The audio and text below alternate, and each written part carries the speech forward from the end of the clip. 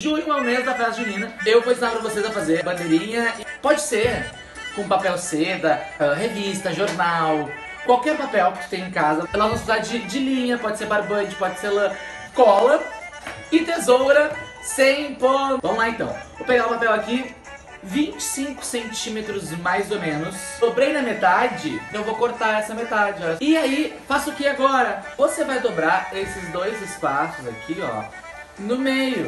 Dobrei no meio. Nós iremos cortar da ponta solta até a metade. Ó, bandeirinha de festa junina, gente. Agora a gente pega o cordão, vai colocar ela por baixo e tu vai passar cola nessa parte aqui, ó.